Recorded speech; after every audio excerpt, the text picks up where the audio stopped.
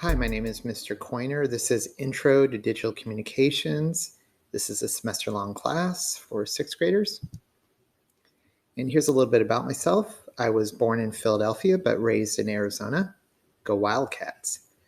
This is my 27th year of teaching, sixth at WMS.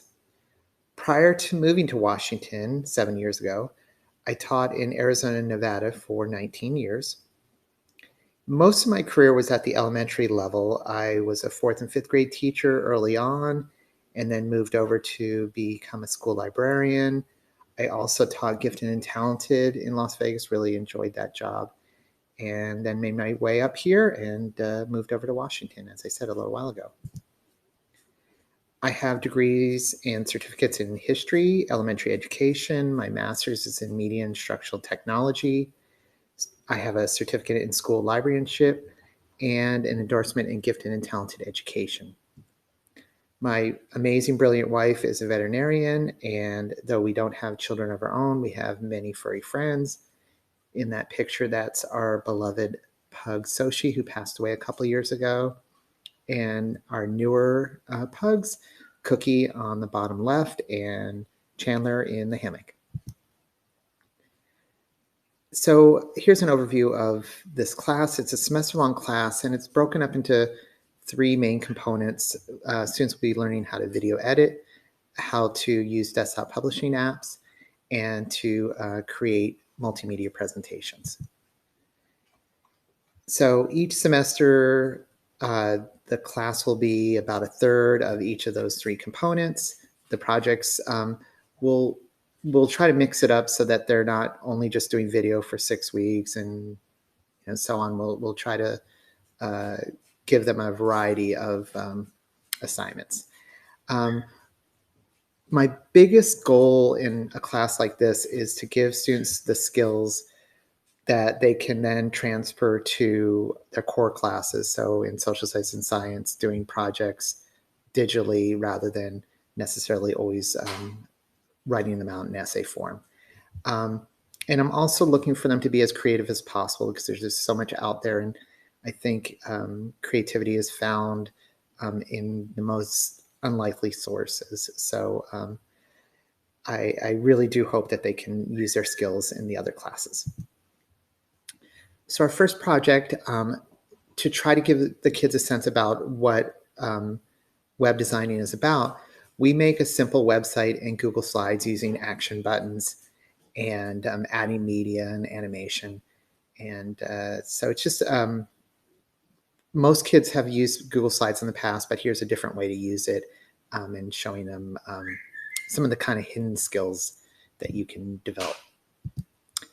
Then we move over to some desktop publishing projects, and we use Google Slides as a desktop publishing app because it's something that can easily be resized, downloaded as a PDF or as a JPEG, and there's a lot of creativity that can be had in such a simple application.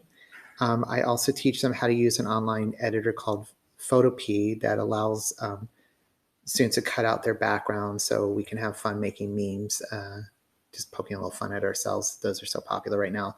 The kids seem to like them. Then we move over to a little more advanced app called Lucid Press. And this app is quite good and really looks very similar to an industry standard app called InDesign. And in these projects, students kind of take what they did in a meme and turn it around into an inspirational poster, quote poster, excuse me. And as you can see, someone chose to use Dwight Schrute as their inspiration, but it was the way they used the text, the resizing, using different fonts. There's a picture of Dunder Mifflin in the background, but then a kind of transparent overlay. It's just how can you be creative in presenting material online. Then I have the students do an infographic poster, and I encourage them to do it on a topic that they're familiar with. This student was studying refugees in 7th grade ELA and asked if they could do it on that. And I was like, of course, this is fantastic. A lot of students like to do it on sports or fashion or on environmental issues. So my hope is that they recognize that information can be shared quickly and graphically and numerically in interesting ways. So this is a project that I have found some kids have really done some amazing work in. We do video editing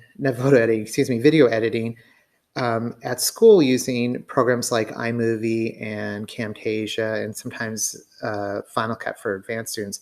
But since we're all online, we're going to be using a video editor called WeVideo.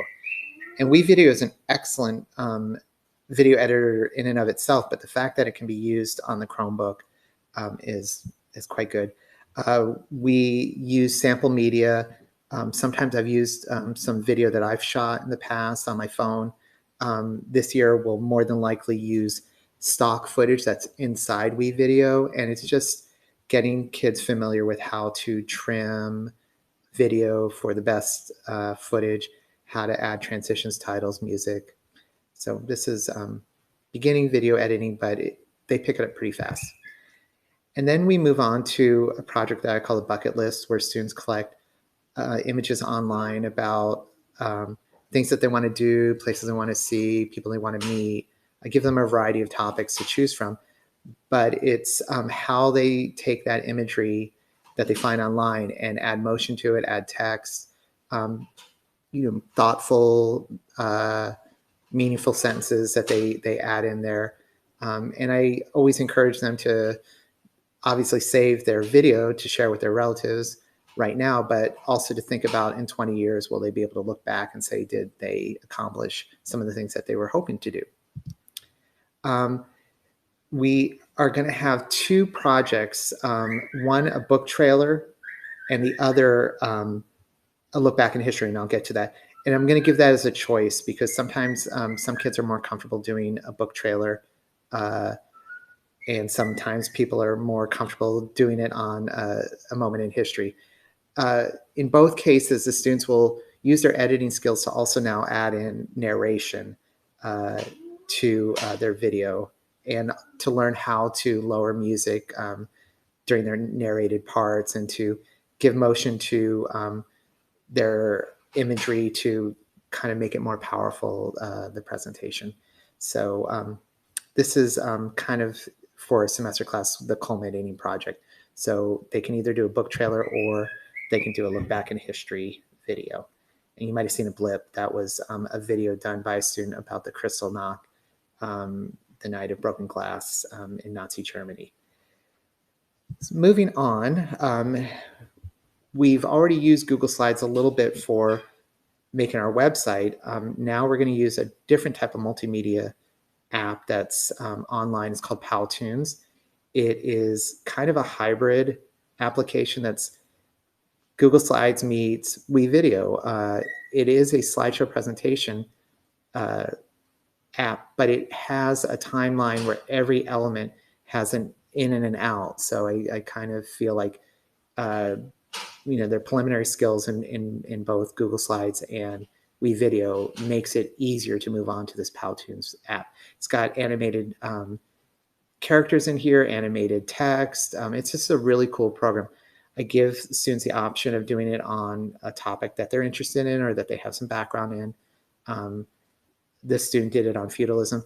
For those who just really can't come up with something that they feel confident with, I asked them to do it on our PBIS program, the Bulldog Way.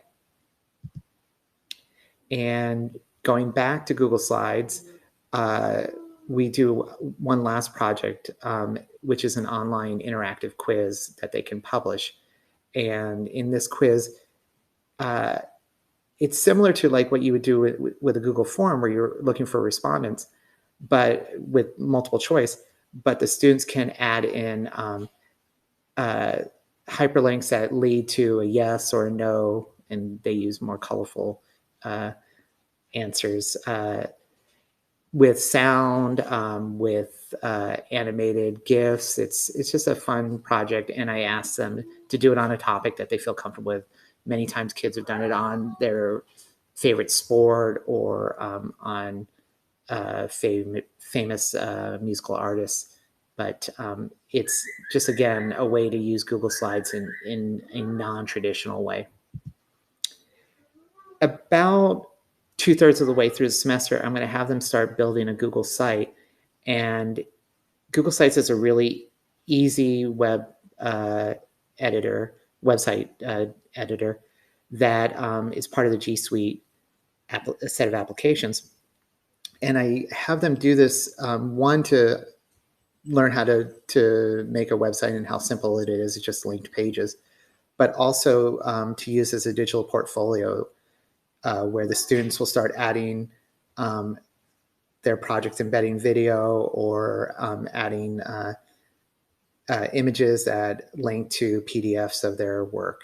So by the end of the year, we should have their semester's worth of work on the Google site, and something that they can share all at once in a fashion. So in terms of grading, my focus is on kind of two basic ideas. One is that since this is a project-based course, the majority of the weight of their grade should be based on their final project. So their projects are graded at 80% of the semester's grade.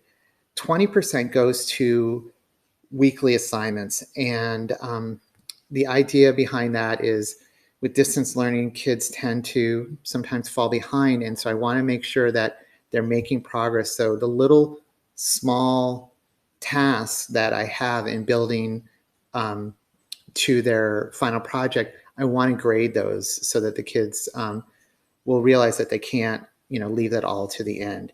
So here's kind of an example.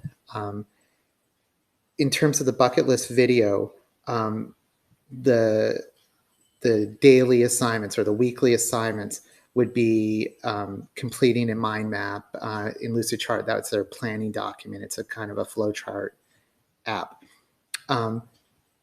Adding their citations to their to a document that I give them for the media that they're going to put into their video, and submitting a completed checklist. And I want to give them credit for doing a checklist because I want them to go back and double check that they've added in all those components that I've asked of them.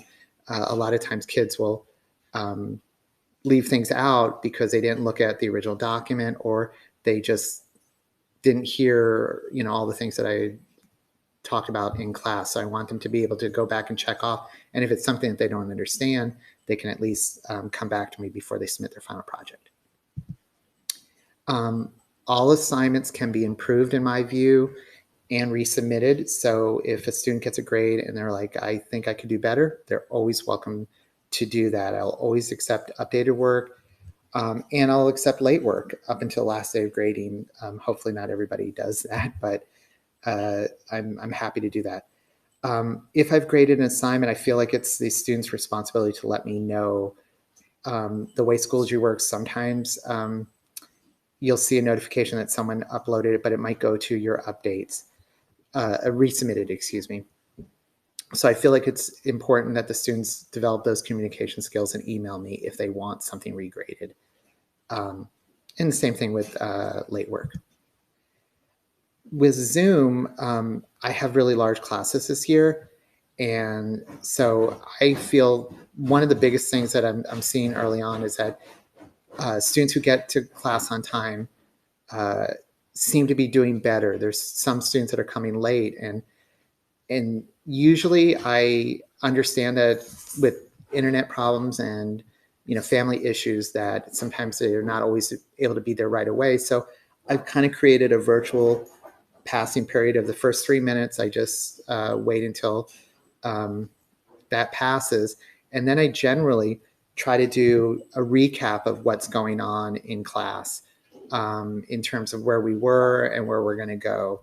And so, I'm trying to account for, varying situations around. But those students who are coming 5-10 minutes late, they're really putting themselves potentially at a disadvantage.